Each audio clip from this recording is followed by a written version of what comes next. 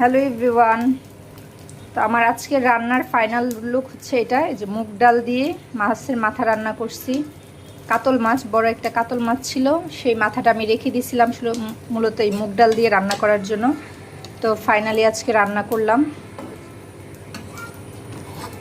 রান্নাটা কেমন হয়েছে অবশ্যই জানাবা। আর কে কে পছন্দ করো মুড়ি ঘন্ট, যে কোনো মাছের মাথা দিয়ে মুড়ি ঘন্ট কে কে পছন্দ করো অবশ্যই কমেন্ট করে জানাবা। আমার তো অনেক বেশি ভালো লাগে।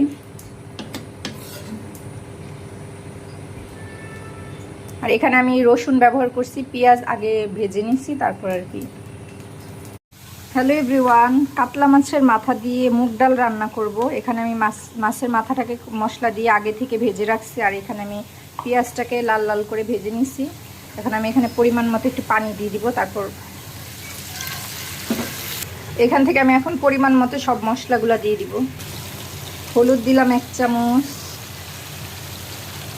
ধনিয়া দিলাম, মরিচের গুঁড়িটা একটু বেশি দিব। তারপর এখানে আমি স্বাদ মতো লবণটা দিয়ে দিব।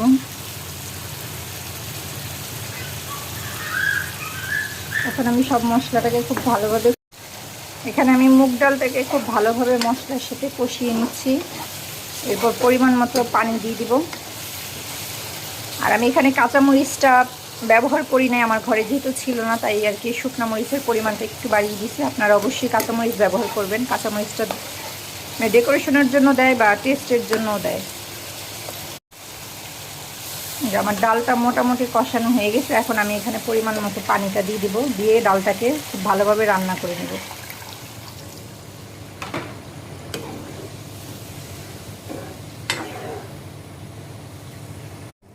হ্যালো এভরিওয়ান, আমার মুগ ডালটা মোটামুটি সিদ্ধ হয়ে আসছে, মানে হয়েই গেছে প্রায়।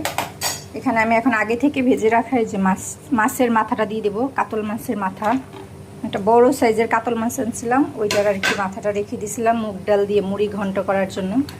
তো এটাকে মুড়ি ঘন্টও বলে অনেকে। এই তো এখন এটাকে আমি কিছুক্ষণ রান্না করে নিলে আমার মুগ ডাল দিয়ে কাতলা মাছের মুড়ি ঘন্ট রেডি।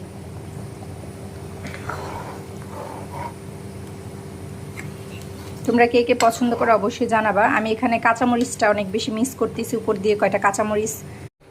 হ্যালো এভরিওয়ান, কাতল মাছের মাথা দিয়ে মুগ ডাল বা মুড়ি ঘন্ট যেটাই বলো, আমার রান্না অলমোস্ট কমপ্লিট। তো এটাই হচ্ছে আমার আজকের দুপুরের এবং রাতের রান্না, আর কিছু রান্না করব না। তো রান্নাটা কেমন হয়েছে অবশ্যই কমেন্ট করে জানাবা।